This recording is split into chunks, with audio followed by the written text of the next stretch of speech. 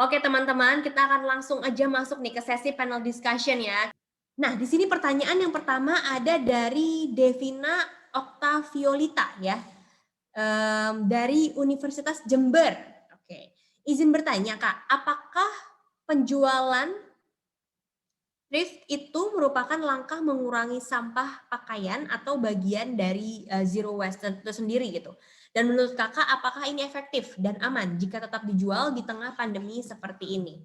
Jadi thrift ini memang salah satu cara yang diukur juga sama pemerintah. Jika kita melakukannya, itu bisa mengurangi dampak lingkungan dan mewujudkan Indonesia terhadap zero waste tadi. Kemudian untuk concern selama COVID gitu ya, mungkin ini kan memang perlu treatment khusus ya teman-teman. Dan mungkin sebaiknya untuk di kala pandemi ini memang sebetulnya tidak dianjurkan untuk memakai ini untuk untuk mengatasi atau langkah preventif biar tidak ada penyebaran gitu. Cuma kalau misal sudah normal sebenarnya memang dianjurkan untuk memakai secondary baju ya, baju second gitu, karena itu membantu juga Bappenas untuk menaikkan indeks perilaku ketidakpedulian lingkungan hidup. Mungkin bisa tambahkan juga nih mungkin dari Kari. Pakaian itu ya, pakaian itu bahan dasarnya itu kan sintetis ya, polister itu. Dimanfaatkan, digunakan, bahkan yang paling bahaya lagi kalau pakaian-pakaian bekas itu dibuang atau ditimbun dalam tanah ya, kemudian di tanah itu ditanami bermacam-macam makanan, misalnya sayuran dan segala macam, itu kalau ada plastik di situ atau ada pakaian itu bisa mengakibatkan penyakit kanker. Oke, thank you Kak Ridwan. Oke, sebelum kita masuk ke pertanyaan dari teman-teman, ini juga ada pertanyaan yang ingin saya utarakan dulu nih dari tim gitu ya. Yang pertama untuk Kak Ridwan dulu nih Kak. Kakak sepertinya sudah cukup juga ya sering turun ke lapangan dan juga mendidik langsung warga mengenai sampah. Nah, menurut Kak Ridwan sendiri, apakah kesadaran masyarakat dalam mengelola sampah itu sudah cukup baik dan masih perlu dikembangkan lagi nih? Karena untuk merubah mindset itu memang kita harus tahu, paham hatinya masyarakat. Kalau saya sampai katakan, itu dimulai dari pendidikan lingkungan hidup. Pendidikan lingkungan hidup di Indonesia ini nggak ada. Bagaimana kita memotivasi masyarakat, anak-anak kita mulai dari SD kelas 1, 2, 3 itu sudah diberikan pelajaran matematika, tapi ya tidak ada pendidikan lingkungan hidup. Sehingga menurut saya untuk merubah mindset, merubah perilaku itu kita mulai dari sumbernya. Bagaimana caranya? Ini selalu saya sampaikan ya, kata-kata pengelolaan. Kata pengelolaan itu selalu disalahartikan kumpul angkut buang. Pengelolaan itu artinya ya bahwa sampah yang boleh terbuang ke TPA itu atau tempat pemrosesan air, ini juga TPA ini masih banyak yang salah pengertian tentang kepanjangannya. Diartikan tempat pembuangan akhir. Tempat pemrosesan akhir. Tempat pemrosesan akhir. Nah, makanya biasa begini Mbak Sela, kita edukasinya di masyarakat itu ada dua. Ya, pengurangan sampah itu kan kalau kita bicara Jakstrada tadi, pengurangan dan penanganan kan Jakstranas. Pengurangan itu kan ada pembatasan. Kita selalu sampaikan ke masyarakat, belilah produk kemasan-kemasan yang bisa didaur ulang, mulai dari masyarakatnya. Misalnya pengelolaan sampah organik misalnya, itu dimulai dari rumah tangga itu, sehingga bisa terkelola dengan baik. Jadi memang merubah mindset, merubah perilaku itu nggak mudah Mbak Sheila. Tetapi pertama pendidikan lingkungan hidup itu harus ada contoh, jangan sekedar teori, harus turun lapangan. Apa yang mereka takuti? Sosialisasi saya gampang aja waktu itu. Bahaya sampah. Ketika misalnya kita bakar plastik, ini saya sampaikan mereka, ketika plastik dibakar, asap yang keluar dari plastik ini ada namanya gas dioksin. Gas dioksin ketika masuk, kita hirup dalam tubuh kita, itu bisa mengakibatkan penyakit kanker, menghambat perkembangan janin, seperti itu. Akhirnya ketika kita bicara masyarakat seperti itu, mereka takut. Wah, bahaya Pak ya. Loh, gimana caranya Pak supaya ini? Disampaikanlah ada solusinya. Harus ada treatment, harus ada solusi yang diberikan yang bahasanya harus bahasa masyarakat. Harus bahasa masyarakat. Dulu waktu awal-awal, karena kalau saya juga punya lembaga yayasan pendampingan, dulu awalnya itu saya rekrut adik-adik mahasiswa, ya, kemudian saya training mereka sebagai tenaga motivator, kemudian mereka turun di masyarakat, mereka merekrut tokoh-tokoh berpengaruh untuk menjadi fasilitator lingkungan. Kemudian fasilitator ini turun di masyarakat, kita latih mereka untuk merekrut. Sekarang ini Mbak, yang saya jadikan sebagai motivator adalah ibu-ibu rumah tangga yang dulunya selaku fasilitator biasa, ibu rumah tangga biasa, karena dia sudah jadi direktur bank sampah, mereka kami rekrut menjadi apa? Tenaga motivator. Kenapa? Masyarakat itu ketika kita bicara selalu mau contoh. Nah, ketika direktur bank sampah ibu-ibu ini yang menjelaskan ke mereka, oh ini kayak gini-gini Bu. Iya, mana contohnya? Apa yang kau sudah lakukan? Ya kan seperti itu. Nah, sehingga itulah yang membuat kita berupaya untuk bagaimana merubah mindset, merubah perilaku, dan memberikan contoh. Tidak hanya teori ya, tapi memang harus dipraktekkan ya. Oke, thank you banget ya Kak Ridwan. Lalu ini juga kalau dari Andin sendiri, menurut Kak Andin ya, bagaimana sih minat kepedulian masyarakat Indonesia gitu ya sekarang dalam pengelolaan sampah?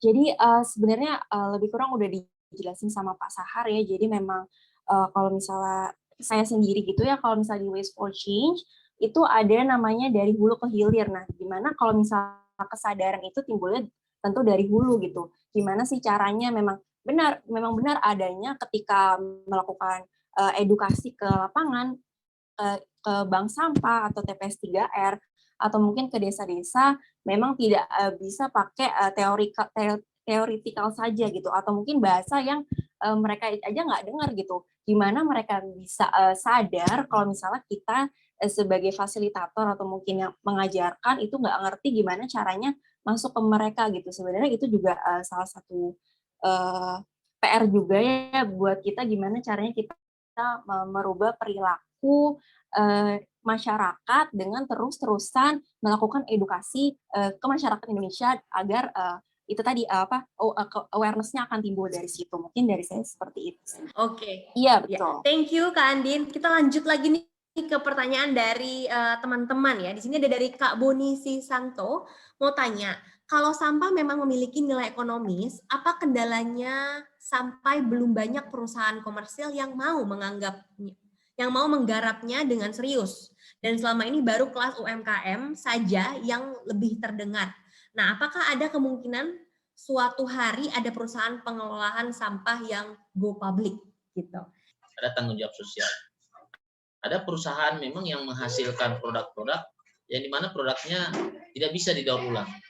Ya, artinya ada tanggung jawab mereka sebetulnya untuk mengambil kembali produk-produk yang dihasilkan untuk didaur ulang.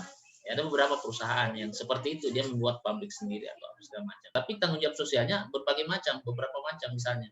Apakah dia langsung membeli produk ataukah mengeluarkan dana cesarnya untuk pengelolaan sampah misalnya, ataukah melakukan pembinaan, pendampingan, pengelolaan lingkungan di beberapa kota daerah di Indonesia, ya kemudian diintegrasikan. Saya kira ke depannya seperti ini, ya harus ada integrasi program.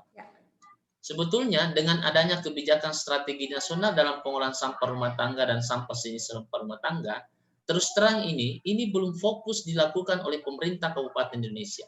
Ini juga yang kedua, kalau kita bicara, andaikan ini terintegrasi semua program, contoh misalnya ya, kalau kita baca Jaktranas, itu tanggung jawab tentang pengelolaan lingkungan bukan hanya di Kementerian Lingkungan Hidup dan Kehutanan, bukan, tapi semua kementerian. Tugasnya kita inilah, Waste for Change, KREN, kemudian asosiasi atau lembaga-lembaga menjadi penyambung lidah masyarakat ke pemerintah, menjadi penyambung pemerintah ke masyarakat, sehingga dia ini kadang-kadang tidak ketemu. Sekali lagi pemahaman, mohon maaf, belum tentu juga kabupaten kota memahami apa isi Jakstrada, apa isinya Jaktranas, kan seperti itu. Oke, thank you ya. Jelas banget nih dari Kak Ridwan nih. Mungkin dari Kak Andin mau menambahkan atau sudah oke Kak? Gitu teman-teman, mungkin di sini teman-teman juga mungkin beberapa banyak yang belum tahu. Jadi sebenarnya dalam packaging gitu ya, produsen itu kan orang yang memproduksi packaging itu, kemudian dipasarkan, kemudian seakan-akan lepas tuh tanggung jawabnya di situ. Makanya kita punya yang namanya program Extended Producer Responsibility atau EPR, di mana kita mau encourage, kita ajak dulu produsen untuk bisa bertanggung jawab terhadap sampahnya gitu teman-teman. Dan kita juga udah advokasi ke pemerintah ya, bahwa sebenarnya memang produsen ini adalah salah satu aktor yang utama adanya sampah-sampah yang menumpuk di TPA gitu. Jadi peran kita sebagai company gitu, kita hanya bisa encourage, sedangkan untuk langkah pemaksanaannya itu ada dari pemerintah. Thank you Kak Andin ya buat jawabannya. Nah ini ada masuk lagi nih Kak, pertanyaan dari Ubi gitu ya. Dari Ahmad Nur Fauzi berarti ya panggilannya ya. Bagaimana cara mengatasi sampah dengan baik tanpa menimbulkan polusi lingkungan? Nah, supaya tidak menimbulkan, makanya memang harus ada treatment khusus, ya. Jadi selalu saya sampaikan ketika misalnya ke daerah-daerah, yang pertama harus kita lakukan adalah pemetaan potensi sampah. Ya, biasanya kan kalau hitungan Jaksel kan misalnya kalau kota metro jumlah penduduk dikali 0,7 kg itu adalah potensinya. Kemudian dari itu berapa komposisi sampahnya, itu kan ada seperti itu. Nah, sehingga bagaimana untuk tidak menimbulkan, dari situ kita bisa lihat potensi sampah organiknya berapa, anorganiknya berapa, karena kalau semua terbuang, apalagi tercampur di TPA, apalagi kalau TPA-nya dengan sistem open dumping, ya sudah pasti akan bermasalah. Jadi salah satu upaya memang itu tadi 5 aspek, pemerintah harus membuat regulasi bagaimana pengelolaan sampah, bagaimana pengurangan misalnya ya sampah plastik seperti itu. Sebetulnya kalau kami ya di Asopsi ini, plastik itu sebenarnya tidak jadi masalah ketika itu dikelola dengan baik. Dia akan jadi masalah kalau tidak terkelola. Mungkin dari Kak Andin ada tambahan juga nih Kak untuk mengatasi polusi.